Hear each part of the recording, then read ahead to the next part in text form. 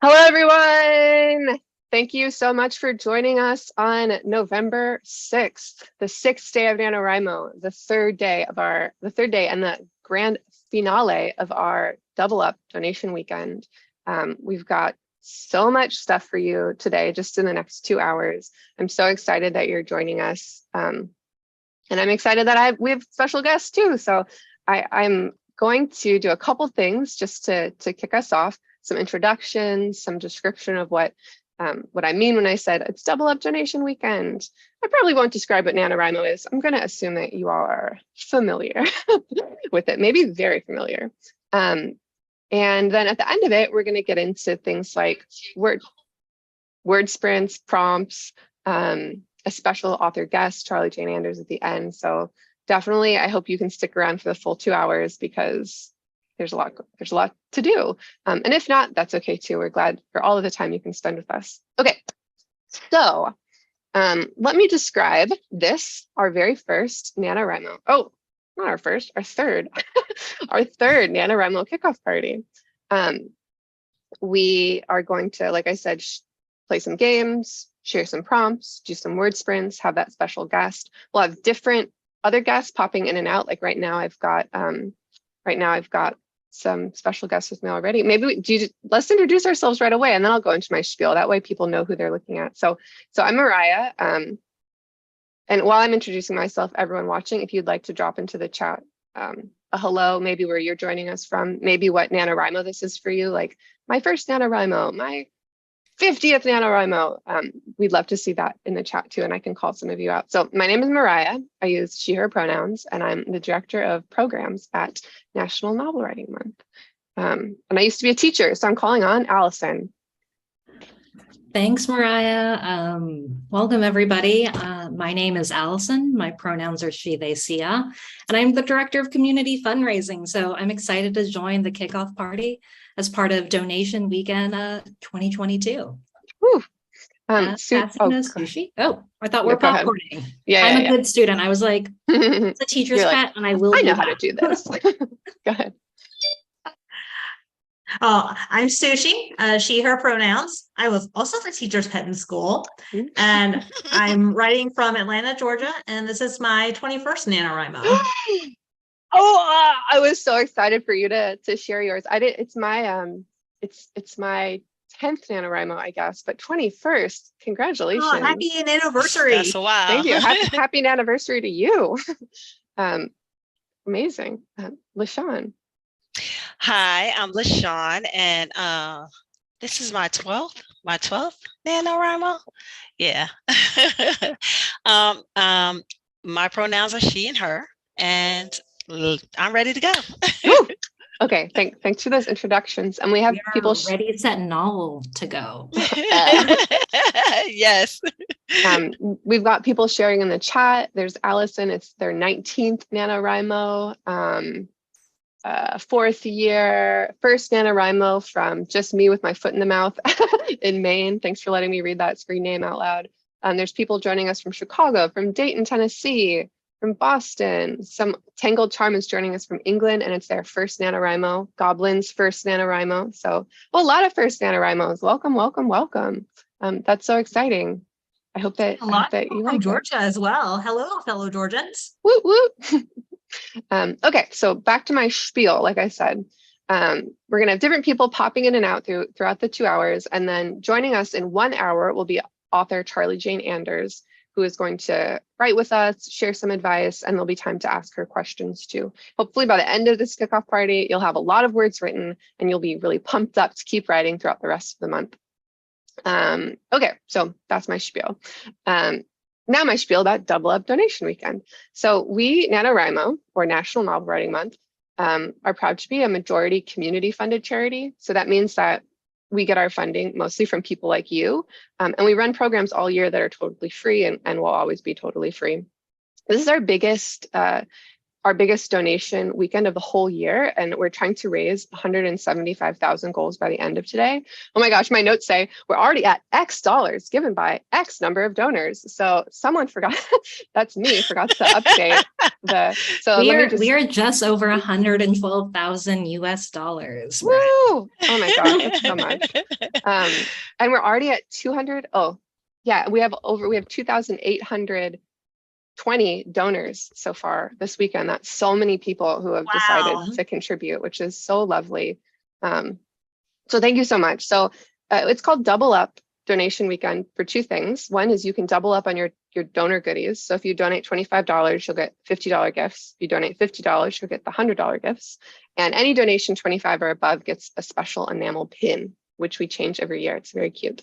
And also you can double your impact. So today our friends Michael Chatfield and Scott Ellis are matching up to 20,000 US dollars in support of our mission. So you can double your impact and double your nano goodies. There's also really sweet raffle prizes depending on the time you donate. And I think Shelby, who's moderating this chat today, she'll drop in the link, and it's also in the description of this video to see all the different hourly prizes. Plus, we have a grand prize today, which is the Free Write Traveler by Astro House, which is really cool. I won't describe it, but you should check it out. And if you donate anytime during donation weekend, you have the chance to win a trip to New York City for the 2023 Writers Digest Conference, courtesy of our pals at Writers Digest. I just felt like a radio personality in that moment. So thank you. When you tune into NPR and they're doing their campaign, this is just like that, but for NaNoWriMo. NaNoWriMo is brought to us by donors like you. Exactly. It is though. Yeah. And also we're trying to get to 220 million words as a community in this weekend. We're currently at, checks notes, we're at 217,216,576 words. That's wild. And we already raised that goal. So if you can donate money, that's great. If you just write with us this weekend, that's great too. We know that our community is not just donors. We appreciate you, but we also appreciate you donating your time and your energy and everything else. Okay, let me check my spiel. Yeah, I think that was pretty good. Allison is running this weekend donation bonanza so beautifully. So I feel like my teacher is here checking my work. So is that correct? Just roundabout teacher petting. I know. Thank you. I know. I wish I was like a cool kid in school, but I was also the teacher's pet. So we're all doing it up. Okay, so that was 10 minutes of spiel. I think that's pretty good for a spiel. And please check out those links. I know we also have we have the ability now to donate using Venmo. So if you have your phone and you're like, oh, I just sent $20 to my dog walker, I can, you can shoot NaNoWriMo, whatever you can do. So I think Shelby will drop that in the chat too. Okay, yes, let's get to the rest of this kickoff party. Let's see, 10 minutes. Let's do a word sprint. A word sprint, if this is your first NaNoWriMo, which I know there's a lot of people joining, is when it's just like a sprint in real life, except I like to do that versus running sprints. I don't like to do them so much. So, but the same philosophy applies. So in a sprint, you try to run really fast. You don't think about, how well you're doing, you just go. And then a writing sprint, it's the same. So we give you a prompt that you can use if you like it. You don't have to use it if you don't like it. And then I'll give you a time. So for our first sprint, we're going to do 5 minutes. And then when I say go, not that go, a later go, you will just try to write. And that means like you're not worrying about your spelling, you're not worrying, does this make sense? You're just writing. And if the prompt doesn't work at the point you are in your nano novel, that's okay. Just the important thing is to just keep writing for the 5 minutes. Oh, Carson Costa says, right, like the wind, bullseye, which love it. Yeah, we should just call them right like the wind, bullseyes. Okay. If there's any questions, you can ask them in the chat, and Shelby, who is our chief operations officer, she'll be there to answer your questions. All right, so for our first prompt, 5 minutes, try to use the word jamboree or some other kind of party, hootenanny, soiree,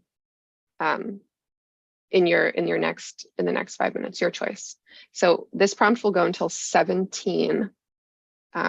Ready, set, get my official timing clock out. Ready, set. All right.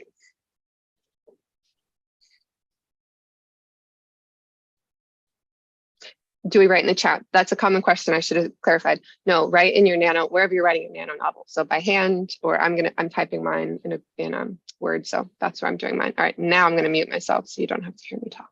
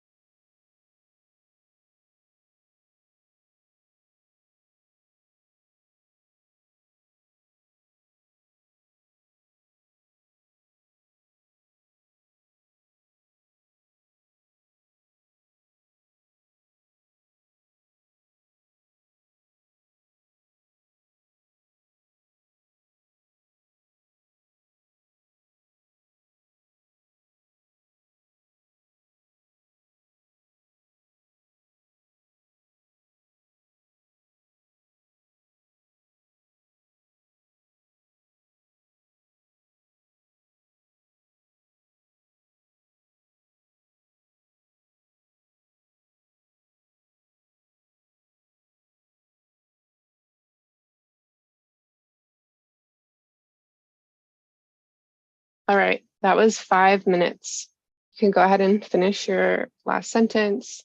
If you'd like to share in the chat a sentence from what you wrote, you could share how the chat or how that prompt went for you, or you could share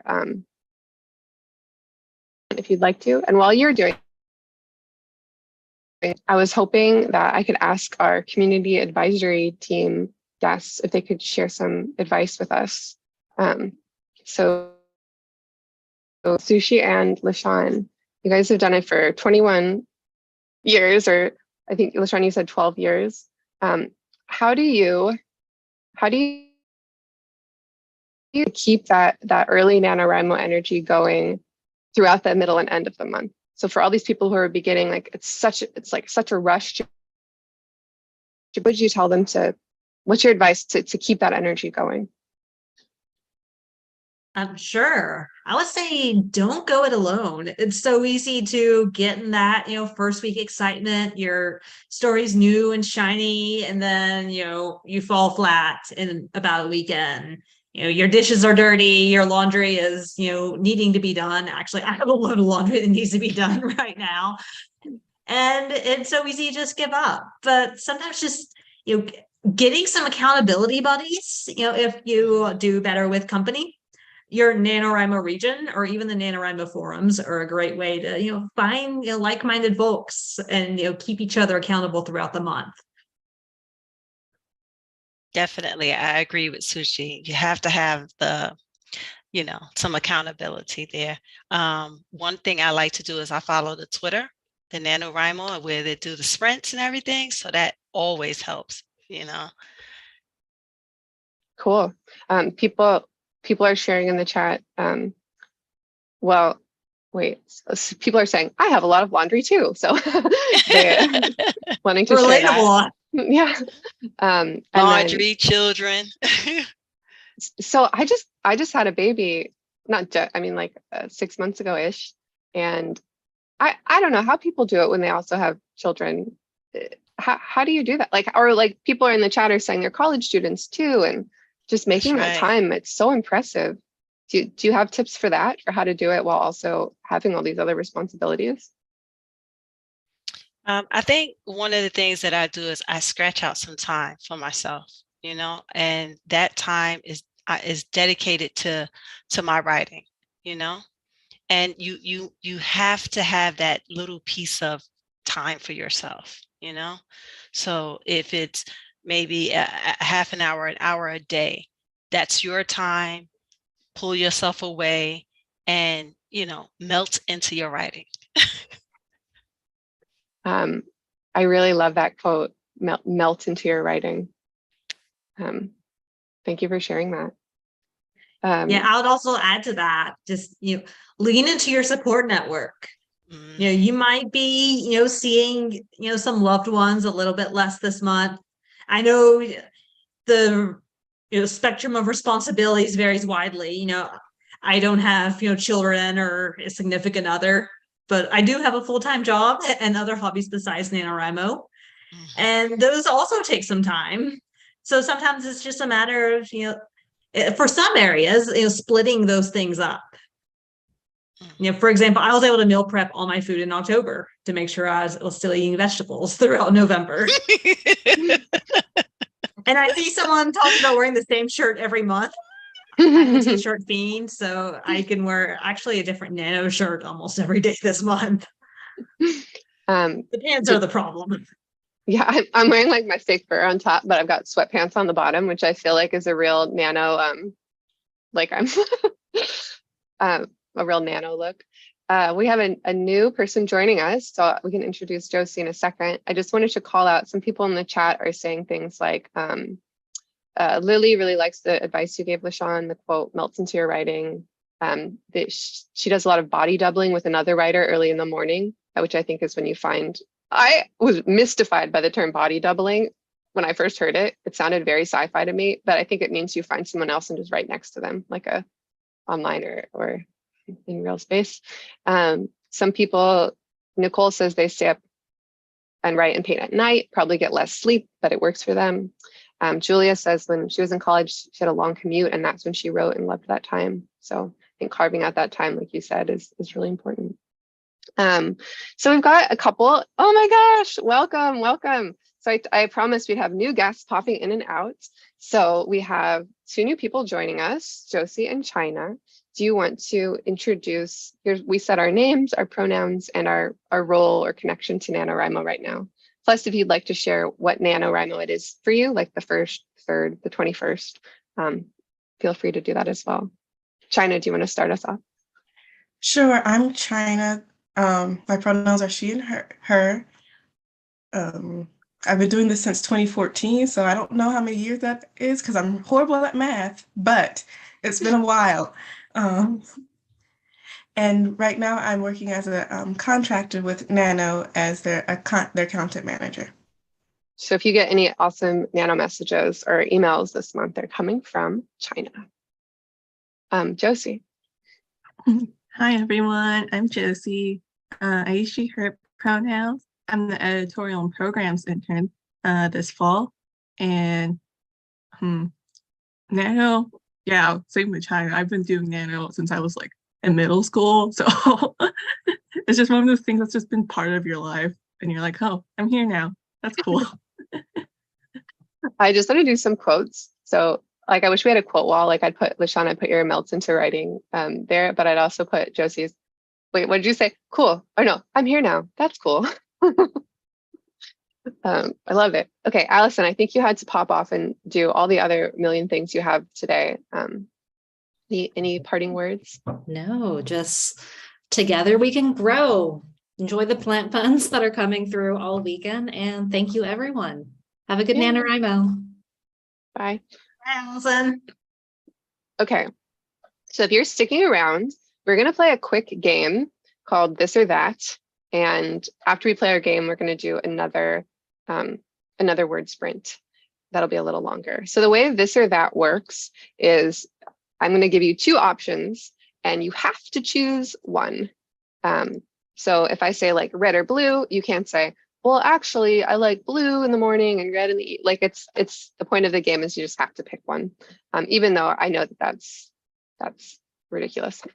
And there's a lot more nuance, but this game is not about nuance. So I'm going to give you this or that. And then if you're following along in the YouTube chat, you can feel free to type, one word, whichever your choice is. And if you're following along, if you're a guest, we can just go in a quick circle. So for me, I'll just call on you, I guess, because everyone's screen looks probably a little different. Okay, so I'll do my first example. So this or that, are you a person who starts NaNoWriMo right at midnight? Or are you a person who like on November 1st is like, oh my God, it's November already. So are you a midnight starter or an oh my God starter? Sushi. Midnight starter. Midnight, LaShawn. Oh my God. Josie. Oh my God, starter. Mine's midnight. I like stayed on like Discord on like my ML region. I was like, y'all gonna make sure I'm awake for midnight. China. I'm an oh my God. I can't imagine starting at midnight. No. Me too. Oh my God. People are sharing in the chat. I think it's like even. All right, next one. Tea or coffee? Sushi. You had to do this to me. Fine, tea. LaShawn. Oh, this is not good. Coffee. Coffee. Josie. Tea. China. Definitely tea. Coffee is weird. Oh, coffee. That's What? I know. I need to. Why not both for this? That's so funny. I thought people would for sure say coffee. That shows you how much I know. Okay, next one. Are you a person who prefers to write to music or to silence? Same order, Sushi. Absolutely to music. Music, LaShawn. Absolutely to music. Josie. Silence. Music distracts me. China. I'm like Josie, like silence, because if I listen to music, I'm going to be listening to music and I can't write. Yeah, same. Silence. So I broke the tie. That's so funny. You sounded so sure, Sushi and LaShawn, like music. Do you have certain playlists you use? Yes, I do. Yeah, I don't have playlists, but I have specific moods. It's usually, hard rock. There's some, indie albums that, sneak in. But I like fast stuff for when I'm writing fast. Cool. All right. It all depends on what I'm writing, but I definitely have playlists. I love that. Sometimes I listen to white noise, which I kind of think is just like silence. Okay, sad ending or happy ending? Would you like to write? Sushi. Happy ending. LaShawn. That's another tough one. Happy ending. Josie. Happy for sure. China. Oh my gosh, this is gonna sound so terrible, but I only write sad ending. I'm not surprised. I feel like, I don't know why I'm not surprised by that fact. I like happy too.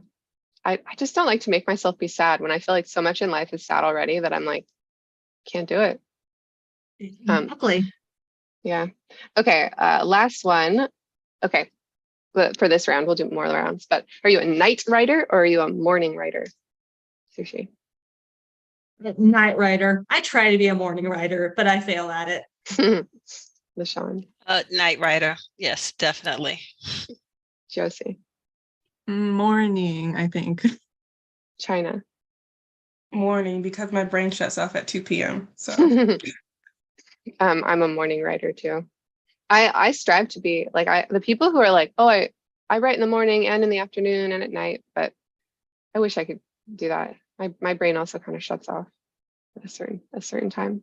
Wow, if you look at a chat, which I'm following in the YouTube chat a little bit, it really is like it's a lot of split, like a pretty even. Oh, and I see some cheating people who say afternoon. I see you. That wasn't an option. Those people here. Yeah. They made me, Mariah made me decide. You'll have to decide too.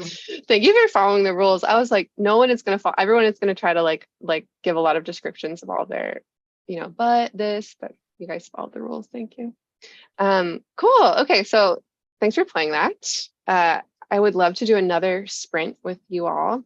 We have about a half an hour left before our special author guest, Charlie Jane Anders, comes. And I know some of us might have to leave the video or come back, but however you want to do it, like if you're like, I just want to keep staying, like that's fine too. However you want to do it. Okay, so for the next prompt and sprint, we're gonna let's write for like, I don't know. I guess we could do 8 minutes. Is that too long? It's good, right? I'm doubting myself. Let's try 8. Good. Okay.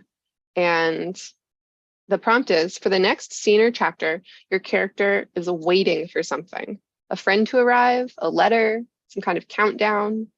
Just add that extra bit of tension as the reader wonders, will that thing ever happen? So this can be in the background, right, where their characters are having a conversation with each other, but then maybe in your character's head, they're also waiting for like a phone call or a text or something. And if that prompt doesn't work for you, then throw it in the trash and just write your own thing for the next 8 minutes. The only important thing is to write. Okay, ready, set. We'll end at 38. Go.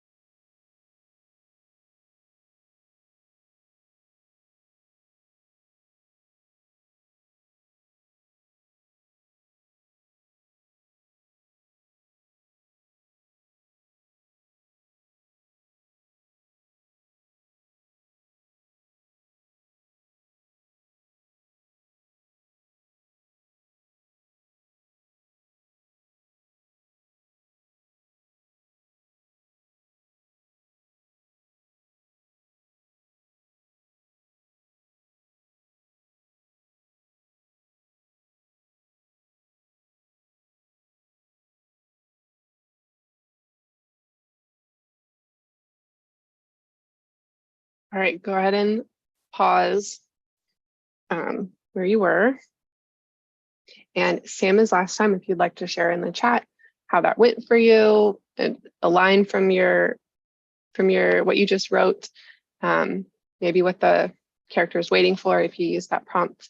And while you're doing that, I would love to ask, so anybody who just joined us, or Sean and Sushi, feel free to share more advice. I get a question a lot from young writers, but also from adult writers, which is how do I manage writer's block? Which I think is something that all writers, first of all, like, congratulations, you're a writer, because like it's part of being a writer is getting writer's block. So I was wondering if anybody on the call right now, or in the chat, feel free to share your best writing. What do you do when you hit writer's block? I want to go. So yeah, writer's block is my writer's block sometimes is dreadful, and I'll like not write for like weeks at a time. But that's also because I'm kind of lazy. But one thing that I do is I write something else. Like usually it comes when you're stuck in a particular area. And so what I'll do is, if I'm writing about my main character, I'll stop writing about my main character and I'll write about the antagonist. I'll do like a cute little side story, a snippet or something else, and I'll write something completely that has nothing to do with the current plot whatsoever. And that kind of helps me because it adds that fun and mystery back into the plot. And it's kind of cool because if you decide you want to publish it, you have like a little free giveaway, like extra chapter. I don't know. I like you said lazy, and I heard a quote from an author once who said, if there's no such thing as writer's block, it's just writer's laziness, which I was like, I don't know about that. But one thing that I do like about it is the idea that if you just set a timer and make yourself do it for like 10 minutes, then you kind of, by the end of it, I often, when I feel blocked at the end of those 10 minutes, I'm like, oh, I'm okay, actually. Okay, passing it off. Anyone else? Writer's block advice?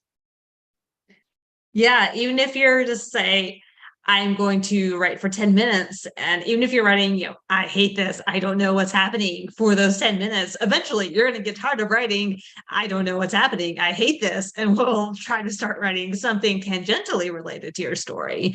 That's why word sprints work so well for me, because I'm a pantser.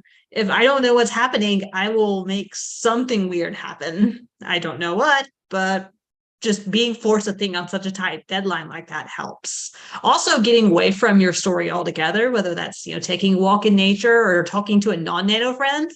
Some of my biggest blocks during Nano have been helped out by talking to a Nano friend who didn't care about my book at all, and doesn't really know what NaNoWriMo is, but just hearing about my story with that outside perspective really helped. I agree with Sushi. One of the things that I do is I just walk away for a little bit, because sometimes it just is awful, and the writer's block is awful for me, and I'll just get up and leave. Walk away for a minute, go do something else. I know. Okay, one, probably like do like a little some self-care first, because I feel like a lot of times writer's block is more like maybe you haven't like taken a break in a while, or you're just like super anxious. So like make sure you check yourself first.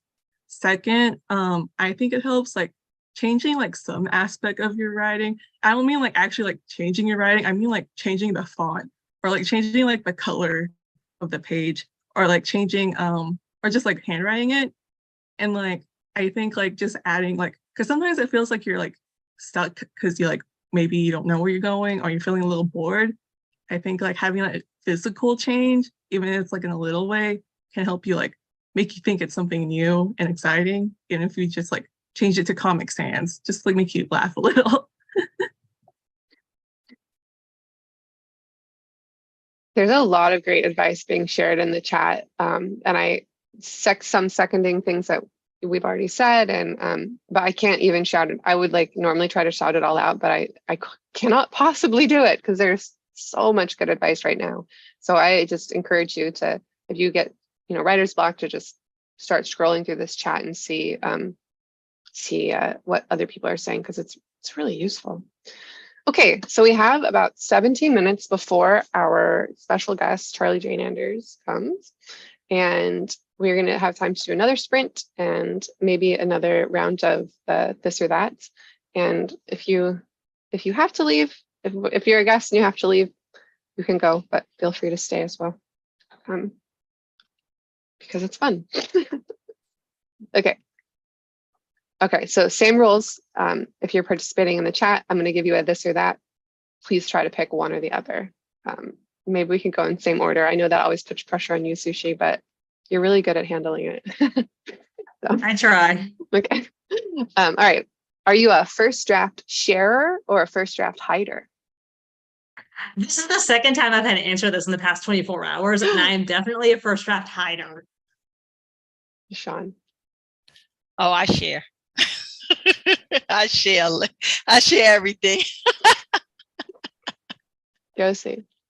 I also share. I get too excited, so I have to show someone. China? I hide first through like 5th draft, honestly. Like everything's hitting. Same, hider. I have a novel I've been working on since Nano 2018, and no one's seen it except the first chapter. But it's appreciate you hiders out there. And I'm like in awe of you sharers. Okay, so speaking of first drafts. Oh my. Yeah, I'm looking at the chat. It's mostly hiders, so we're not alone. Yeah. Yeah. Okay, first draft lover, like you love writing a first draft, or are you a revision lover? You love writing subsequent drafts. So first draft or revision? First draft. Next question. Revision. Revision. Josie? Revision, I think. That one's hard. China? I really want to cheat, but I'm going to have to say revision. I'm going to say revision too, which makes us like such a kind of anti-NaNoWriMo crew right now. Sushi, you're really representing the joy of the first draft. Someone's got to. Yeah, I'm glad. I just find it so hard. That's why I think NaNoWriMo is so good, because it's like so hard to write a first draft that I need that support. All right, so speaking of that, are you a slow and steady writer, like a little bit every day? Or are you in like all at once, like you do big bursts all at once? Slow and steady, all at once. Sushi? Oh, all at once, hands down. Nice. LaShawn? Yeah, a big burst all at once. Whoa. Josie? Slow and steady. I tried big bursts, it did not work out for me. China? I want to cheat on this one too. For this one, it's slow and steady. Me too. Slow and steady. I admire the all at onces, but can't do it. All right. So let's do 2 more. Planner or pantser? So planner, I just had to put this one in here. Planner is like you plan for before you write, and then pantsers, you write by the seat of your pants. So no planning. And you know what? For this one, I'll add a third because I love it so much. Plancer in the middle. Planner, pantser, plancer. Sushi? Answer, which I think explains the answer to all my other questions. Me too. Sushi's so funny. Yeah, I would have to say I'm a pantser as well. Josie? I'm definitely a planter. So China? I am 100% a plantser. Same, planter. I tried to be a pantser once and I got 1,000 words and I never that was like the worst NaNoWriMo I ever did. I just couldn't do it. That's amazing. Okay, last one. This is like a trope that I just learned about. I don't know, I'm behind everything, but which of these tropes do you like to write or read? The friends to lovers trope or the enemies to lovers trope? Getting a little juicy. Oh my goodness. Read or write? Or read or write. Okay. Oh my goodness. Both. I think enemies to lovers requires more, complex and nuanced writing in order to make believable. Yeah. LaShawn? Enemies to lovers. Yeah. Joseph? Okay, I do have to do like specifics because I write Friends to Lovers, but I read Enemies to Lovers. Got it. China. I don't read or write either of those. But if I had to pick, I think Friends to Lovers, because I like those kinds of movies. Those are cute. So Yeah, they're pretty cute. I think I've never successfully written a romance into any of my work. So, but I aspire to write an enemies to lovers one because I think that's really cool. Okay, I think that's gonna be all the time because I want to make sure we have time for one more sprint before our guest comes. And yeah, I'm looking. Let me scroll through the chat really fast and see if there's a lot of both, some neithers. This Friends to Lovers, Plancers, Pantsers, a lot of Plancers, a lot of Pantsers actually. Whoa, way fewer planners than I thought. Whoa. Oh, here's some planners. They were like the first people to respond. They're like, I'm ready. They're planning their answer. I know. That makes sense. Okay, so we have 10 minutes left before our author guest, and we'll do one more sprint. And for this sprint, we'll do another 8 minutes so that we have a little time. And this prompt is one that the first year I did NaNoWriMo, I got into the Dare machine and I thought, this isn't going to work on my novel, but then I did it and it was fun. So impromptu dance party, or any kind of dancing really. So if you can throw in some dancing into where you are in your novel right now, that's the challenge. And bonus, so I think Josie, you mentioned this, if you turn your font white or you close your eyes for maybe the last minute of this prompt, so you really can't see what you're writing and you're just, I don't know if I could type with my eyes closed, but the turning your font white is advice I got once, and it's kind of cool because it means you can't see your typo, you can't see anything that you're doing, you just have to go. Okay, impromptu dance party. If you hate that prompt, don't use it. Just write. 8 minutes. We'll stop at, I think, 58. Ready, set, go.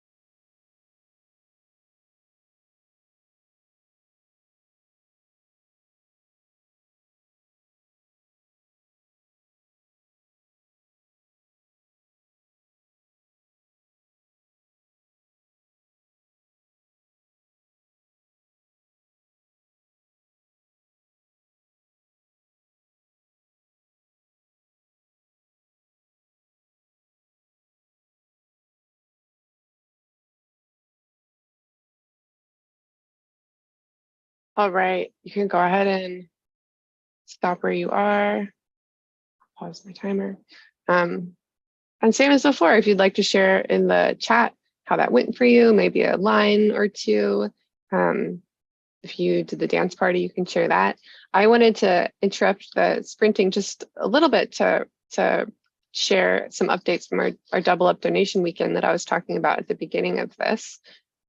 So this document I'm looking at was last updated at 1 p.m. So about an hour ago, but an hour ago, we have raised already $112,756. And I know that people were sharing in the chat that they had just donated. And I want to go back and thank each of you individually because that's so lovely. And I'm glad you were able to do that. And that's you in that total. And now we have 2,924 donors for this weekend. So maybe we'll get, it's fun to kind of set round goals. So maybe we'll get to 3,000 donors. That'd be really amazing. And that means everybody, if you donated $100, if you donated $5, like you're one of our donors, and that's really important. And we have, I don't know if this word count was updated. We still have about 217 million words.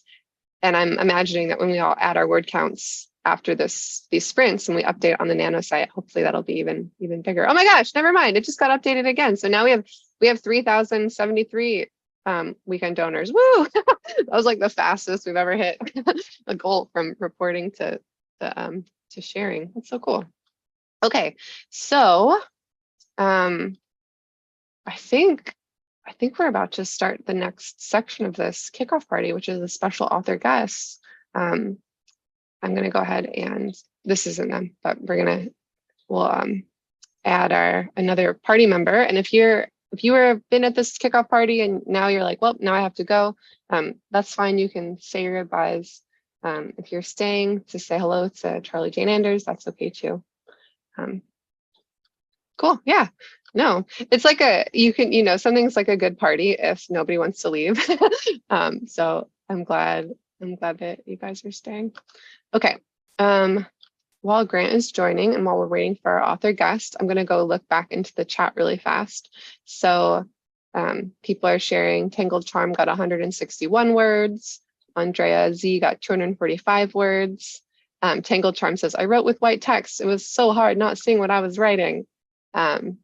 I feel that, but kind of different, puts your brain into a different space.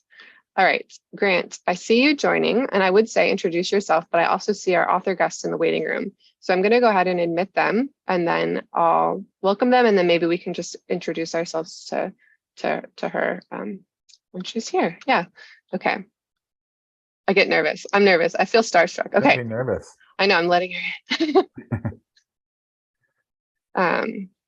And while she's connecting, I'll see if looking in the chat. Oh, reminding you. So we're going to do author Q&A at the end of this. So if you think of a question, please share it in the chat at any point, and Shelby will pull it and give it to me to share.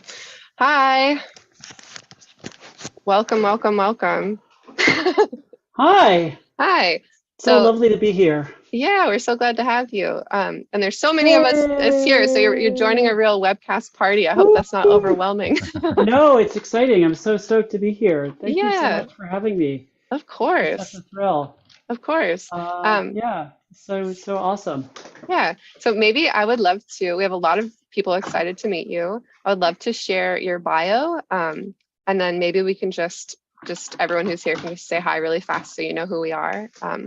And then we'll keep going. So bio, Charlie Jane Anders is an author, columnist, and speaker living in San Francisco. She has written multiple science fiction books, including the Unstoppable series. The third book of the series, Promises Greater Than Darkness, is due out in 2023. Charlie Jane has published a book of essays, Never Say You Can't Survive, about how creativity bolsters resilience. I love that. She also hosts a recurring literary event, Writers with Drinks, in which local writers share their work with an appreciative and tipsy audience. Love that too. So welcome. Yay. Yay, it's so awesome to be here. Thanks for having me. Yeah. I'll just go really quick. I'll say my name and we'll go in a quick circle and say, so I'm Mariah. I'm the director of programs at NaNoWriMo. I use she, her pronouns. I'm going to call on people, so it's fast. And I used to be a teacher, so it's hard to quash that impulse. Sushi. Hi, Hi, I'm Sushi, or Sushi Must Write, she, her pronouns. I'm a member of the community advisory team and a very long time Nano participant. China. Hi, I'm China. My pronouns are she, her, and I'm the content manager at Nano. Grant. Hi, Charlie Jane. I'm Grant Faulkner, and I use the pronouns he, him, and I'm the executive director of NaNoWriMo. LaShawn. Hi, so I am also with Kat and Candidly L. That's my company, and I love to write, and I've been writing with NaNoWriMo for about 12 years. Yeah. And Awesome. then Josie. I'm Josie, I use she, her, and I'm the current editorial and programs intern for this year. Yay. So I know you're coming from another event. So if we, this is something my therapist says to us, but if we can just you need a moment for us to just have a calm space. No, you're ready to go. Okay. All good. All good. Cool. Well, we have a lot of people watching, and for this next hour, the structure will mostly be, I'll give you a chance to share anything else you'd like to share about your bio or your most recent book. And then in the middle, if you've come with a prompt for us to write to, we'll write to it. If not, we can come up with one right now. And then at the end, we'll save about 30 minutes for a Q&A. So again, if you're watching, feel free to drop questions into the chat. It's the first week of NaNoWriMo, so I know we probably have a lot to ask. So passing off to you, anything I missed from your bio, anything you'd like to say about yourself before we get started? Nothing that comes to mind. I don't know. You mentioned the young adult trilogy. The third book comes out in April. I'm writing some comics right now. I'm doing some comics for Marvel. I'm writing New Mutants. New Mutants number 31, which was my first issue, came out a week or so ago, and I still see it in the window at Comics Experience on Divisadero. I think your local comic book store might have a copy. I helped to create a new trans superhero, a mutant named Sheila Sexton, aka Escapade. And she's appearing in those comics right now, which is super exciting and thrilling and a little bit terrifying, but mostly just incredibly exciting. And so check those out. That's all I got. Amazing. I was telling Shelby, who's our chief operating officer, who's moderating our chat today, that I was nervous about interviewing you because I've seen you on TikTok. I was like, she's like an author star, and I'm feeling nervous. So now that I know that you created a mutant, I'll just feel even extra impressed. That's so cool. Cool. So in this so we've been doing some writing sprints with some prompts that I made up during this time. And since it's NaNoWriMo and we're all trying to get our word count in, I was wondering if you had a writing prompt that you would like to share with us, and then we can write to for maybe 10 minutes all together. Yeah, I was thinking it would be fun to kind of do if it's part of your story that you're working on, or your novel that you're working on, or if it's something, if it's just a standalone writing exercise. I don't know which one people are going to do, but it'd be fun to have a little O. Henry story where two characters are trying to do something nice for each other, and they end up kind of either canceling each other out, or it kind of backfires, and maybe they should have asked each other what the other person wanted from them before they went off and did something. That might be a little complicated, but I think that could be a really fun little vignette of I wanted to get you a present, and accidentally I sabotaged the thing that you were trying to do for me at the same time. So that's my prompt. Write an O. Henry story. I like that. Write an O. Henry story like The Gift of the Meiji, where two people are trying to do something nice for each other and it horribly backfires or fails. I like that too, because it's nobody thinks they're a villain, right? Everyone, now it's really like therapy, but everyone thinks that they're doing the nice thing. So two people doing nice things, but then it backfires. Okay. Yeah, for sure. Cool. So I'm going to set the timer. We've been doing 8-minute prompts. So maybe I'll do another 8-minute one just so we can save some extra time to ask questions. And I'll set my timer 8 minutes. Shelby will drop that prompt into the chat. And if it doesn't work for you, just write whatever. That's what we always say. But the most important thing is to just write 8 minutes. Ready, set, go. Okay, so what do I do during the 8 minutes? Do I just kind of Yeah. turn off my Well, camera and hang out, or welcome to your first Nano write-in. So it's weird, but we just stay on camera quietly writing. And okay, I'm gonna yeah, mute myself, and you let me know when to come back and unmute yeah. myself. And the I nice have a thing about lot it, already to catch up on. sure, So. yeah, use this time. It seems weird. I'll just pause my timer, but it's really nice because it makes a lot of people, maybe you don't have writing communities, you know, with you in person or that you know, and so this is like a chance to write with some people, some faces on screen. Okay. Yeah. Cool. Okay. All right. Cool. Thanks for Awesome. asking. Thanks for Yeah. asking that question. Okay. All right. Ready, Mute set. myself. Okay. Right.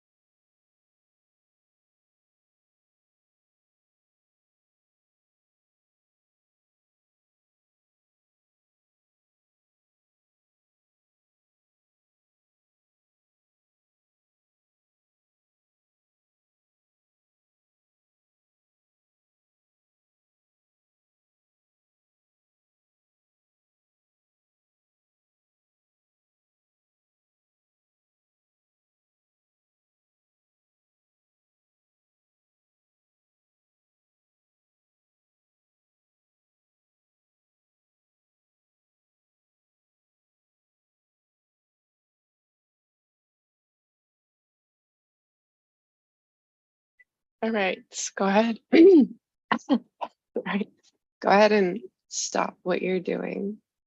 And feel free to share in the chat if you're watching us how that sprint went for you, how many words you wrote, maybe an excerpt, a sentence or two if you'd like. And also, so while they're doing that, there's a little bit of a delay. So this is our NaNoWriMo Kickoff Party.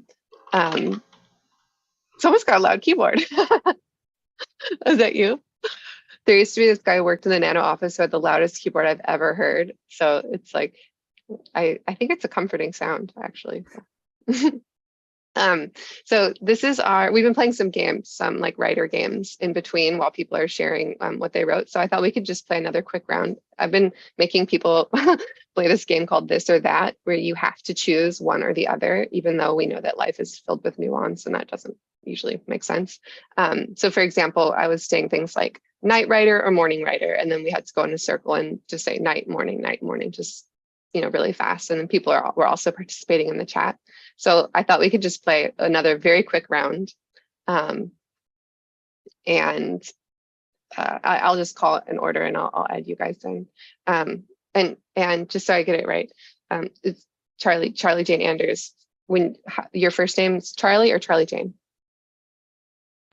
Charlie Jane. Charlie Jane. Okay, thank you.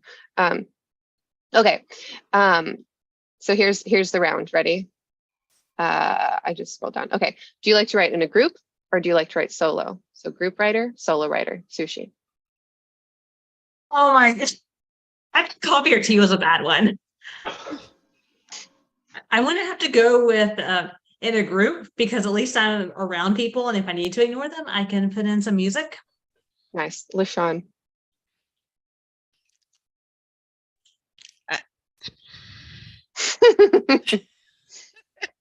I think I'm gonna have to say group, in the group.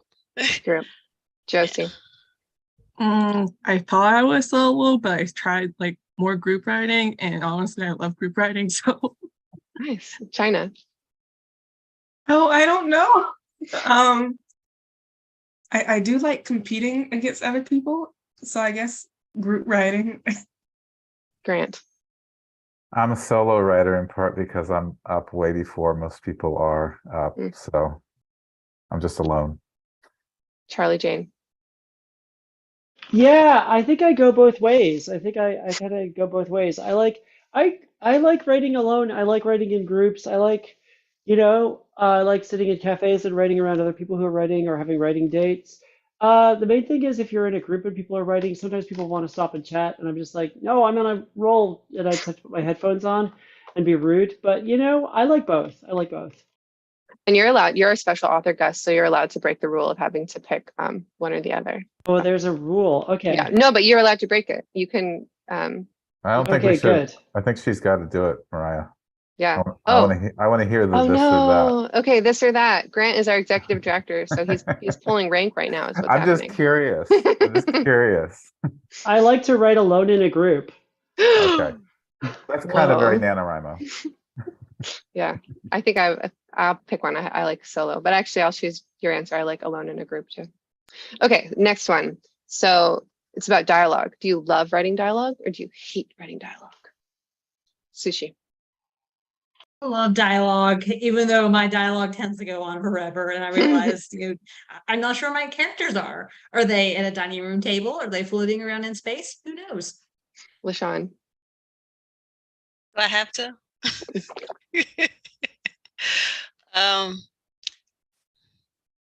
Okay, no dialogue. I mean, I don't love writing dialogue. Got it. Josie. I have to say I love dialogue. So yeah, dialogue. China. I want to cheat on this one too. Oh my gosh, I'm so horrible at this. but I like dialogue. Grant. Dialogue. Sometimes I wish I was a scriptwriter. Wouldn't have to deal with all those details, Yeah. Just move the story through what's said. That's how I feel. Yeah, Sorry. I love writing dialogue. I feel like dialogue is kind of the main event. It's where you get to hear the characters' voices as they're actually talking to each other. And, you know, unfortunately, Grant, I have written some scripts, and there's a lot besides dialogue that has to go into those things. You know, you'd be amazed how many, like, not just scene directions, but like you still have to kind of describe what's going on, even though, you know, I've read some scripts recently that other people wrote where I was like, dang, there's like more description than in some of my prose. It's weird. We're getting a lot of love dialogue in the chat. I also love dialogue. I thought that was very validating. I do the same thing where I have to go back and just figure out, add everything else because I like to do the voices. Okay, let's see. We can do another one. We can do two more. Okay. Are you a person who works on one project at a time, or do you do multiple projects at a time? Okay, one project, multiple projects. Sushi. One project at a time, from beginning to end. Wow. LaShawn. Multiple. Josie. One project, because if I start more, I am not going to finish any of those. China. I always have at least 3 going on at the same time. Grant. Almost too many going on at the same time. I stopped just before too many. Cool. Charlie Jane. Yeah, I mean, I always like to have multiple projects going because then if I get stalled out on one, I can kind of pivot to the other. And like, I like having like different, you know, being able to like work on one thing in the morning and another thing at night or something. Unfortunately, what tends to happen is you have a deadline and you're like, this thing has to be done by like next month. And these other projects either don't have a deadline or their deadline is way off in the future. And so I have no choice. Even though I'd rather be working on multiple projects at once, I got to focus on the one that they're going to kill me if I don't get it done. And so that's the unfortunate effect of like when you sign contracts and things, then that choice gets taken away from you a little bit, unless you just want to like, you know, mess around and find out, I guess. I'll say multiple too. People are sharing, a lot of people do multiple projects. Alyssa Montgomery in the chat said 1 million projects. So probably no hard deadlines in that, hopefully. Okay, last one. When you're writing, does the voice that pop up in your head, does it most often say, I'm the best? Or does it most often say, I'm the worst? Voice in your head, best, worst?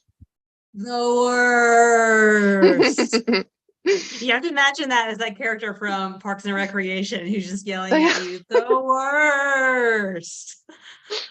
LaShawn. I think I'll go with the worst as well. Josie. That definitely doesn't say the best. Josie. Okay, so I will say I'm the worst, but I'm working on it, and I'm just saying I'm bad at it, but it's okay. It's allowed to be bad. That's way better. China. The voice in my head is always just like, you have no idea what you're doing. So I guess that leans towards the worst. Grant. This is such a bad question, I think. Sorry. Because we can't pick any middle ground, right? I know. It's no nuance in this game. I'm just thinking of the NaNoWriMo mantra, your story matters, and we're all saying the worst. Yeah, work in progress. Yeah. I don't know. Yeah, I'm always trying to improve, so I'll say the worst. Okay, Charlie Jane. You know I keep messing things up and kind of like trying to defy binaries. I hate binaries. I hate dichotomies. I know, do it. I like exploding dichotomies. I guess I would say it really depends.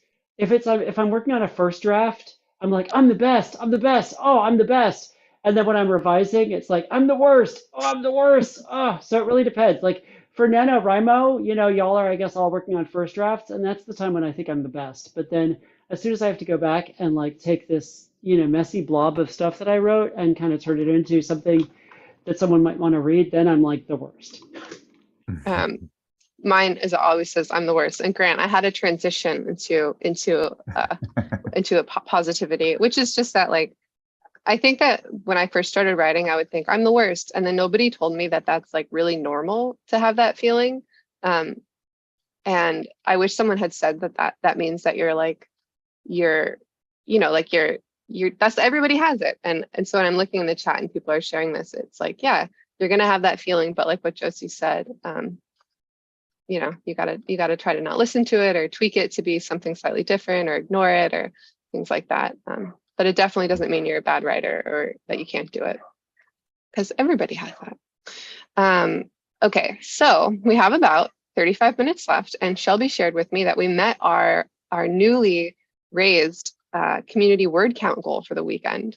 So we were trying to reach, I can't remember our original goal now, but we raised it to 220 million, or was it just 200 million? We started at 130 million and then we raised it to 220 million. So we're above 220, it sounds so like. now we have 222,458,732 words just written from Friday till now on the NaNoWriMo site. I know, I can't even comprehend that amount of words. That's wild. So thank you for writing with us. Thank you for donating if you've been donating. I've been sharing updates about that. Okay, I would love to move into our author Q&A section. And to do that, if you have any questions about writing, so writing, sounds like Charlie Jane, you do everything. So writing essays, writing fiction, writing scripts, writing comics, anything that is coming into your brain, this is our chance to really ask it. So go ahead and drop in the chat any questions that you have. And while you're doing that, I'll just ask, because it sounds like, Charlie Jane, it sounds like you have that voice too that says like, you're the worst. Do you have any advice for like how to push through or how to ignore or how to use that? Man, it's so funny. I talk a lot about this in my book, Never Say You Can't Survive, which is my book about writing. I should probably have a copy of it so I can be like, my book, but I'll grab a copy in a second. Yeah, I mean, for me, it's like it really depends. Like I've had to learn how to tell, there's different versions of that voice, I think, and I've learned to tell them apart. Sometimes that voice that's like, you're the worst, is just like imposter syndrome and anxiety and self-doubt. And you just have to drown it out, like with Finnish death metal or whatever, or just like, you just have to kind of ignore it or push past it or kind of, make it go away. But there are times when I'm like, okay, it's just that voice in my head is just self-doubt and imposter syndrome. And then I sort of, in a quiet moment when I'm just kind of sitting like in the shower or, going for a walk, it really hits me sometimes that like, nope, there's something wrong with this story. There's something that I kind of skipped over, or I don't really believe in what these characters are doing, or things are not actually making as much sense as they thought they were. And I need to kind of take a little step back and just kind of rethink some stuff, because otherwise it's never going to like come together. And so I feel like it can be diagnostic, but I think that usually in my experience, if it sticks around and if you feel it like most acutely when you're kind of like dealing with a particular aspect of your story, then it might actually be your gut trying to tell you something is wrong with your story. But, a lot of the time it really is just like self-doubt and imposter syndrome. And like, this is also why it's really good to just be getting feedback from your friends and, loved ones and, random people on the street and, people that you chase down, to get more insight into what's working and what's not working in your story. So it's complicated. I wish it was like as simple as like you always ignore that voice or you always pay attention to that voice. I'd say usually ignore that voice, but then sometimes if it keeps going and you're kind of feeling it when you're not even working on something, if it's just kind of in the back of your mind, like you might be having nagging doubts, and those doubts might actually be based on something real. I don't know. It's tough. We're having a lot of questions coming in the chat, but LaShawn, one of our community advisory team members, do you want to ask your question? Sorry, I didn't mean to put you on the spot. You put me on the spot. I don't know. It's your question. Like you. So yeah. My question was, especially for newbie writers, I'm thinking that they'd want this question asked. What struggles did you overcome becoming a published author? Yeah, sorry, I changed my background so you can see the cover of my writing advice book now. So what struggles did I overcome? I mean, God, so many. I mean, starting with having a learning disability when I was a kid, which really kept me from being able to write very well. And like, I was lucky to have a special education teacher who worked really closely with me to like help me overcome that and help me sort of get better. But also just, man, so many rejections. I have somewhere in my filing cabinet, I'm not going to pull it out right now, but I have a folder of just all the rejections I got on paper, and there's like this many there's like a giant folder of like, I want to say thousands of like these little paper rejections. I've gotten rejected so many times for my short fiction, for my journalism, for my novels. Agents turned me down, book publishers turned me down, everybody's turned me down. And it's just like, it's just been a long process of trying to kind of break in. It took, honestly, I would say like 20 years of like just banging my head against the door before I was able to get the door open a crack. And it's still, some days it feels like I'm still really struggling, but I think it's like lots and lots of rejections and lots of just like having to grow and learn and, and just understand the market, but also understand my own writing and my own strengths and weaknesses. It's been a lot of different struggles, but the rejections have been a lot of it. I love when accomplished authors share that. Yeah, I do too. I just wanted to say I appreciate that you shared your, your disability, because I have students who, struggle, and I just think that that's amazing. Thanks. You're welcome. I'll do some audience questions. So this was the very first question that came in, and I'm also interested in this, which is from Jessica Cozy. Do you have any writing rituals? Yeah, I do. I mean, it's funny, like before the pandemic, I had a very strict kind of writing ritual, which was every day pretty much get out, take a long walk, go to a cafe somewhere like a few miles away from my house and just sit and write and, maybe have some food and then go home. And like that was really good. The walk, the cafe, everything kind of broke up my day and got me kind of moving, and being in a cafe somewhere was like just, it was very kind of grounding. And of course, I haven't really been working in cafes as much the last few years for obvious reasons. Now it's, I still like to take really long walks. I think that's a really important part of my writing day. For a while there, I was working on one project during the day and drinking coffee or tea or whatever. And then at night, I would get into bed with like a little tiny amount of whiskey and just kind of sit in bed and drink whiskey and write longhand on a different project I was working on. And that was really a nice ritual. And I want to get back to that at some point, except that then deadlines started kind of rearing their ugly head, and I had to just really focus super intensely on one project. So I've had to be a little bit more flexible the last few years in terms of my rituals, but I think long walk is really good. Kind of sometimes moving from computer to like writing longhand is a thing that I find really helps me to kind of get in a different mind space with my writing. And listening to lots of music, I think, is important too. Cool. Okay, we have so many questions coming in. This one is, I think this one is, several people asked it in different ways. It's about revising. So when you revise, this says, when you're revising your draft, do you end up reworking most of what you've written, or rewriting it? Like, do you keep a lot of it? Do you lose a lot of it?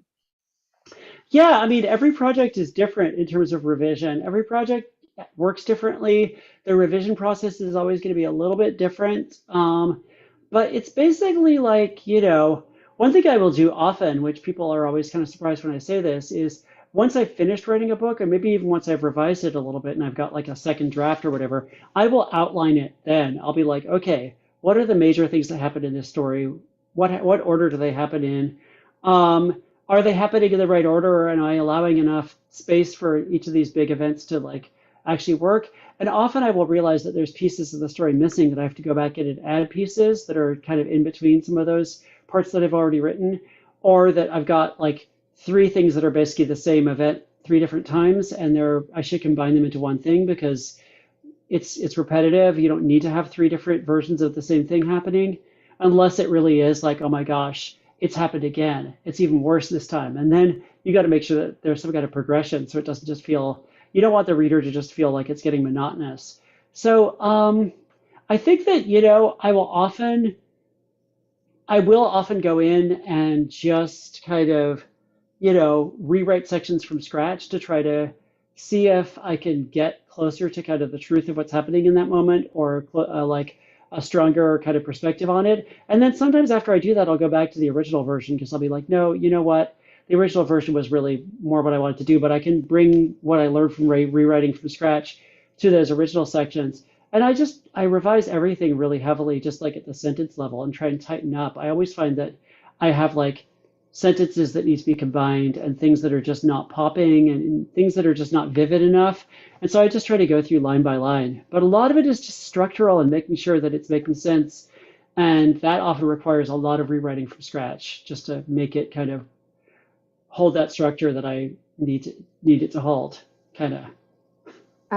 And then just tagging on this one question. So AJ Jewel says, over editing can kill a story. How do you know when you're done? When you're like, that's it. Yeah, I mean, I guess I used to have a problem with over editing, and maybe because now of deadlines, I don't have that problem anymore. But I feel like, I get to a point with any story where I just can't look at it anymore. I just can't frickin' stand to look at it. It just makes me feel, I'm like, oh God, I feel like I'm allergic to it at a certain point. And at that point, you really do have to put it away and either send it off to your agent or your editor or your friends or whoever's going to look at it first, or just put it aside for a few weeks and then come back to it once you can kind of get some space from it. Yeah, I mean, I guess I don't know exactly. Like, I feel like over editing can kill a story sounds like one of those things that's true in some cases and not true in others. Like, there might be some stories that really, like, you might think you've over edited it, but then you find something deeper and richer in the story that you didn't know was there, and you're able to bring it out on the like 20th editing pass. There also might be a thing where you've rethought and like you've taken out things that ended up actually being essential to the story, or you've killed whatever's like fun and exciting about the story by trying to like smooth it out too much. I think it's just, again, like I try to, when I outline after I've written, and also I'll kind of write essays, like little kind of mini essays to myself about what I'm doing in the story. I try to really focus in on what's important about this story and why it matters and why it's working or not working. And so I try to stick to that. I try to like really figure out what are the key things in this story that I really want to support, and cut out anything that's not that, and then leave the things that are really important alone as much as I can. But every story is different, and there's no such thing as like a hard and fast rule for stories, I think. I'm glad that we're no longer forcing you to choose between binaries and acknowledging that writing is a lot of nuance and Yay. Yeah. I think China, we've had guests coming in and out, and I think China has to go. So just saying bye. Bye. It was Bye, so nice China. meeting you. So nice to meet you. Oh my God. Have a lovely day. Have a good rest of your You day. And I too. think, oh, sorry. Segue. I feel like I've been hearing my voice a lot. So Grant, did you want to ask your question, and then we can do some audience questions after this? Yeah, Charlie Jane, I have this little pet rant. Sometimes I hear genre fiction and fantasy fiction in particular critiqued because it's escapist, and it's not attached to real world commentary or critiques. And there's this great quote from you in your book. Now I'm forgetting the name of your book, but anyway, your writing book, that escapism is resistance. And I think that's such a fascinating quote. And I was wondering if you could tell us more about that.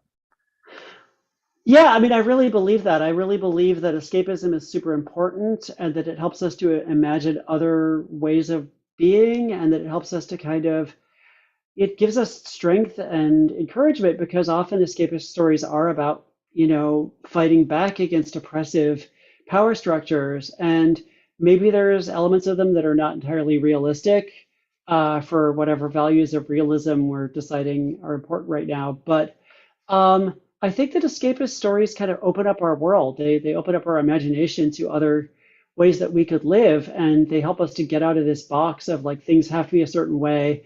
There's only one way the world can work. People who are powerful now are always going to be powerful. Everybody else is going to always be powerless. I think that, when you're visiting another world, you can actually kind of think outside of those things that have been imposed on us that we think are natural because they're the way things are right now. But I also think that, you can definitely, with care, you could use kind of like allegory, and like you could use kind of otherworldly settings and ideas to kind of get at real serious problems that are hard to talk about in our current world because they're so endemic and so kind of ingrained in everything. And it's like, it's hard to see like the things that are all around us that we kind of take for granted. And so taking those things and kind of putting them into another world or another context can actually make them more visible and easier to kind of understand. But I also do just think that, escapism is fun, and I think we need fun. I think that, to like quote Emmett Goldman, if I can't dance, I don't want to be part of your revolution.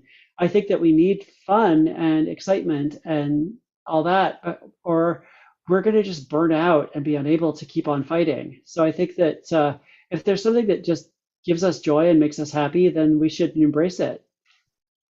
I love that answer so much. Okay, thanks. Yeah.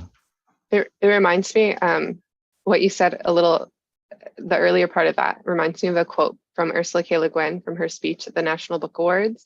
And she said, "We live in capitalism. Its power seems inescapable, but then so did the divine right of kings. Any human power can be resisted and changed by human beings. And then resistance and change often begin in art." And I feel like it's like, if you can't imagine something different, then you can't resist it. You can't change. So love that. Okay, I'll share a couple more questions. Sorry, I have all these tabs open. I'm like, so much is going on. Scrolling up, Shelby, who's doing our moderation, is sharing lots of great ones. Okay, here's a lighter one, maybe, I don't know. Caspian Cade Stellata says, "Hi, Charlie Jane Anders. What kinds of stories do you wish you could have read as a teen?" Yeah, I mean, I feel like right now we're living in a kind of golden age for young adult fiction and to some extent middle grade fiction that is more kind of inclusive and more, just kind of opening out in various ways, including having a lot more queer characters and queer authors and BIPOC writers and characters and settings that are not the same settings we've been seeing forever, and stories that are wildly different. And it's such a great time, and I do wish sometimes that my teenage self has had access to all of these works by, folks like Sabat Tayyir and Aidan Thomas, and I don't know, so many authors, so many amazing authors writing YA right now, including a lot of trans and non-binary and queer authors writing young adult. And I certainly am kind of doing my part to try to contribute to that with Victory is Greater Than Death and the other young adult books I've written. And so, I feel like that's what I wish I'd had, is just more stories that told me that it's okay to be different. And, there can be queer joy and trans joy, and that we can actually form healthy communities and be there for each other and stuff. And so I think that that's like something that I really appreciate that's out there right now. I'm going to get rid of the book covers because they were starting to get a little overwhelming, but, I didn't want to run and grab books, so I was just like, here's book covers. Okay. People are talking about how great, how they want to buy that book based on what you're saying. So maybe we'll drop a link in the chat, so we can link to that. Folio books. Anyway, yeah. sorry. No, so Josie, we had a conversation once where you said something similar, kind of about the kinds of you said like that you're reading a lot of YA right now because it's what you wished had been there when you were a teen. And I was like, you should write an essay about that.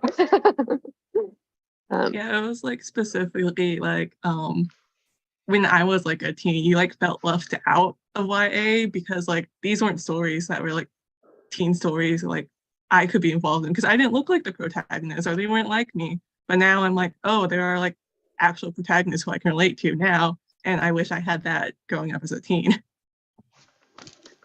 And you had a question, maybe, Josie, did you want to ask that now since you're off mic or on mic? Yeah. Okay. I want to ask, what's the most important thing you want readers to take away or learn from the stories you write? Wow. I mean, I want people to have fun and really be entertained and enjoy themselves and all that good stuff. I think that, every story I write has sort of different ideas and themes buried in it, but often things that I care about that keep coming back over and over again are, community and building better communities and kind of being there for each other in the communities that you're in. And,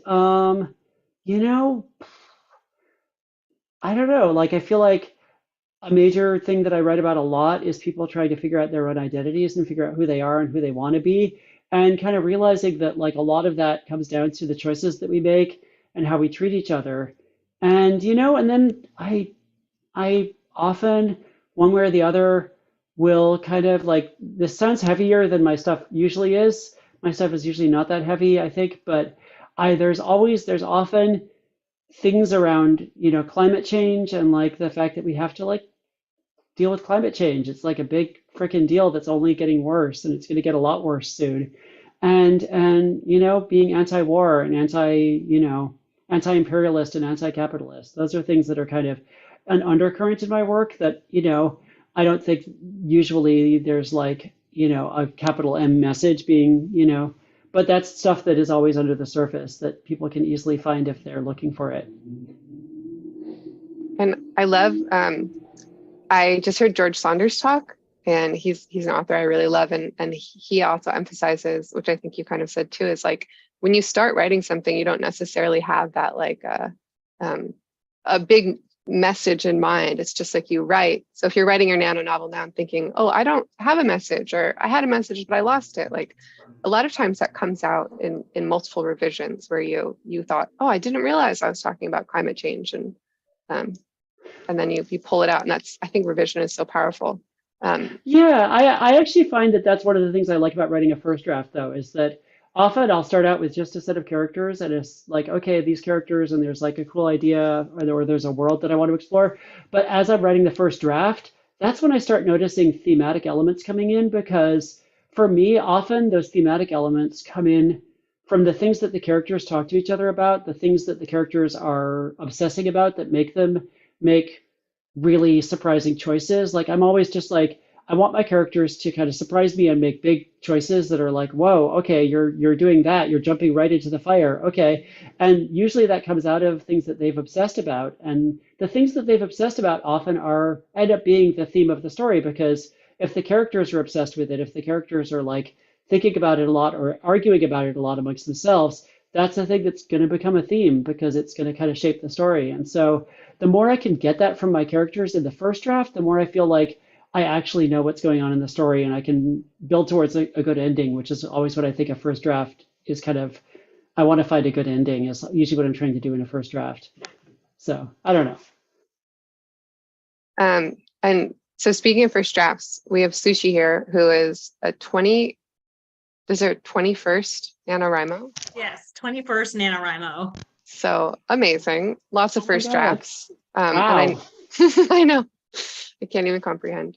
Sushi, did you want to ask me a question? Sure. So obviously by the 21 NaNoWriMos, I am great at writing first drafts, and a few of those have been second or third drafts through NaNoWriMo, but I am terrible at the revising and editing stage, possibly because there's not as much of a goal as there is for writing the first draft. So what do you recommend for people like me who are great at the drafting but terrible at the revising stage? Wow. I mean, I talked earlier about how I like to outline after I write, and I feel like, you kind of have to almost be an archaeologist. You have to kind of excavate that draft and really kind of dig out what are the things that are buried in it that are kind of significant that maybe you didn't even think about at the time.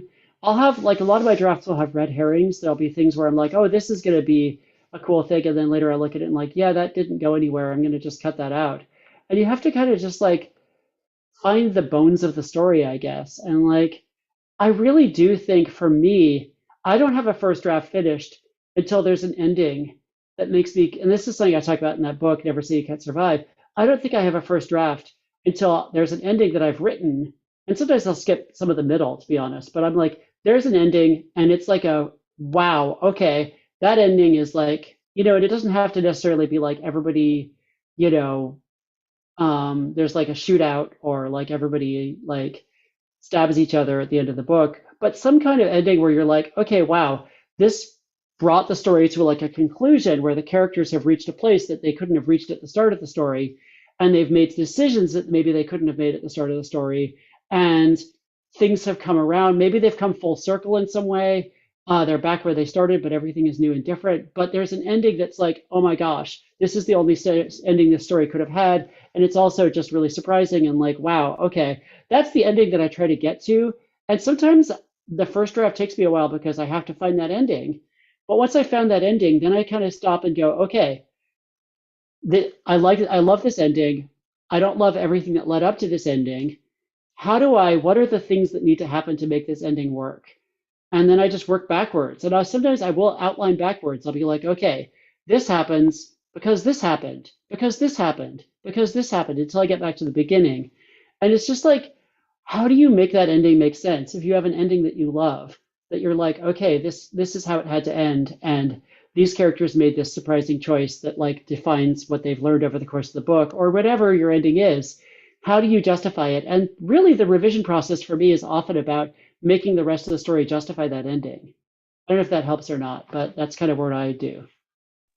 Yeah, thanks, Charlie Jane. I think it does, because I've talked previously on here about being a pantser and loving the first draft process. So I have no idea what my ending is.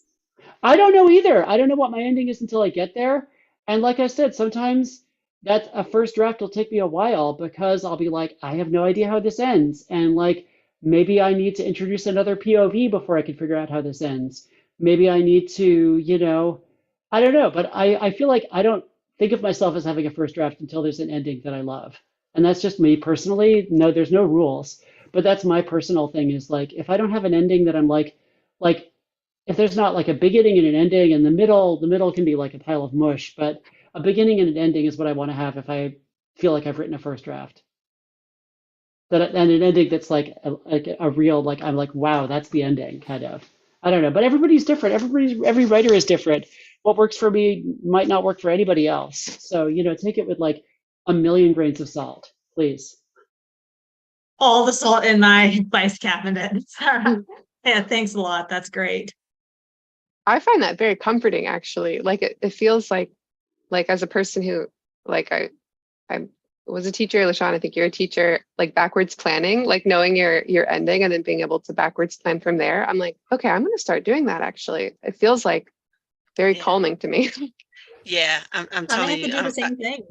I was thinking the same thing. Oh, definitely.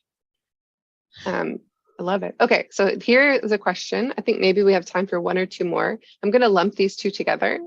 Maybe they make sense. So Cosmic Kitty wanted to know what inspired you to create the Unstoppable series. And Jessica Embry wanted to know, where do you draw your inspiration from more generally? Okay, so is that Chaosmic Kitty? Is that Chaosmic Kitty who used to do Data Fest? I don't know. I'm not looking at the YouTube anymore, so I don't know if it's okay, the same person. Cosmic Kitty, if you're the same person, chime in. If not, you can just say, oh my nope. God, I'm just curious, because like that would be amazing. I haven't seen that person in a very long time. So what inspired me to write the Unstoppable series? It kind of came from a couple different things. One was my agent asked me if I would ever write a YA, and I was like, oh, I don't know. But then I sort of thought about like the fact that I had been so excited by so many of the YAs I've been reading recently. Like I love YA, and like there was a period where I was sort of like, okay, YA was I was sort of losing interest a little bit because I felt like there were a lot of dystopias, a lot of things that I was like, okay, I love these, but I wouldn't want to write one. But then there was just like a whole stream of YAs that were so exciting and fun and kind of adventurous. And like, for example, Warcross by Marie Lu, I read. And I was like, this is just a fun, exciting adventure, and I really love it. And like I said, there were a lot of more, different perspectives coming in YA. There were more queer writers and more queer characters and more BIPOC writers and characters and more representation in YA. And I was really excited by what was going on in that field. And so I was like, okay, yeah, I would like to write a YA. And then I had to think about what would my YA be about. And I thought about when I was a little kid and when I was a teenager, but also when I was younger, like pretty much throughout my childhood, I just really wanted a spaceship to come down and take me away. I was like, I'm done with this planet. This planet is kind of a disappointment. Humans, kind of not the best. I just want aliens to come down and say, you actually really belong with us. You don't belong on this planet. Come with us now. And that's all I wanted when I was like pretty much through from like grade school through high school. That's all I wanted to happen. I also would have accepted the TARDIS materializing and the Doctor being like, come with me and be my companion. That also would have worked for me perfectly well. So that was the thing. And I was like, okay, so what if that happens? Why are the aliens coming to get this person? Who are they? Why do the aliens want them? Why are they important? And I came up with this idea of like a teenage girl who is secretly the clone of this amazing alien hero who died, and they kind of duplicated her body and mind, but she was a baby, and so she had to grow up before she could regain her, awareness of who she is and all her memories of being a hero. And so this person's been living as a teenager on Earth, but now it's time for them to go back into space and be a hero again. And in general, where do I get my inspiration? I mean, it really varies. Like, I think just sometimes I'll take a walk and I'll just see stuff and it'll kind of stick in my mind. Sometimes I'll be at a cafe or someplace and I'll see people and they're doing something and I'll be like, what's really going on with them? And I'll make up a story in my head. Sometimes I'll just have like a really weird what if, and it'll just kind of pop into my head and I'll be like, oh, that's really, what would that be about? Like, I had one story where I was like, okay, there's two people who see the future, and one of them sees like a single fixed future that can't be changed. These things are going to come to pass no matter what you do. And the other one sees many possible futures, and it's like anything could happen, and she can choose between different possible futures. And they fall in love, and what's that about? And for me, the story idea is often not the hard part, because there's a million story ideas out there, and there's a million, just like everything can give you story ideas. Like, I used to do an exercise, which I talk about in the book. I'm just, whatever. I'm not going to pimp the book too much, I promise. But I used to do an exercise where with high school students, I'd be like, we're going to generate 100 story ideas in 5 minutes. And it's actually pretty easy to generate 100 story ideas in 5 minutes. It's not that hard. But then what's the story actually about? What does it mean to me? Why is this a story that I want to write versus just a cool story idea that if someone else wrote it, I'd be like, oh, that sounds interesting. Like, oftentimes the story ideas that like at first glance seem like the most exciting or interesting kind of turn out to be just like, okay, that's a cool idea, but there's no center to it. There's no like emotional center that I can latch onto that's like something that really drives the story and makes me excited to go somewhere with it. So I have to find the emotional hook, the thing that like is exciting to me about the story. And often that takes a lot of time. And that's often the hard part of the process, is just finding, my entry point into the story. And it's a character I care about, or a situation that I'm like, what if you and your best friend stopped talking to each other? And that's not like an idea like, what if two people saw the future? That's like an idea that's like a life experience that you can kind of drill down into the emotional truth of. So that's what I try to find. And sorry, that was a very long-winded answer. I love hearing where authors got ideas, because it's like a process of just like being alert to the world, and then having things like, like mold, like little spores drift down, and then eventually they turn into an idea, or like they coalesce. So when you mentioned seeing people talk, or like I think I'm always interested where authors get their ideas. So that's really cool. Also, my mom she would pray when she was little that aliens would land and abduct her. She told me that. So I don't think you're the only one. I saw people sharing in the chat too. So we're nearing the end of this kickoff party, which is always a little sad, because I've had a really amazing time being with you guys in the chat, being with our guests, being with our special author guest. And I feel compelled one more time to make a plug that this is our donation weekend, our double up donation weekend. We're a majority community funded charity, which means it's not, it's people like you, people watching, who donate $5 or $10 or $25. And especially if you donate this weekend, you get, I said this earlier, but if you get double the donor goodies, and you double your impact too, because we have matches going on. So we have a $20,000 match today that I mentioned. So thank you all if you've already donated. And if you can't, thank you for being here. Thank you for sharing your stories. Thanks for writing with us. Thanks for being a part of our community. It's such a good energy. I always love doing this. And thank you too, especially Charlie Jane Anders. Oh my God, thank you so much for having me. This was so much fun, and it was so lovely chatting with you all. You're all amazing, and I love NaNoWriMo. Please support this incredible organization, and please just keep writing and keep, discovering new worlds. Love it. We'll end with that. And we'll make sure to share your book all over the YouTube video, because I'm going to need that link too. Yeah, sorry if I was plugging it a lot. I just, no way.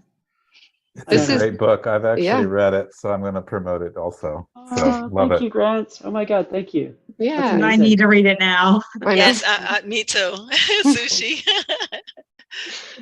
Okay, well, check us out, keep following, keep writing. And yeah, I never know how to end these. I'm always like, okay, awkward, bye. So that's all I'll end it. Bye, everybody. Keep writing, Bye, everyone. Yeah, you can do it.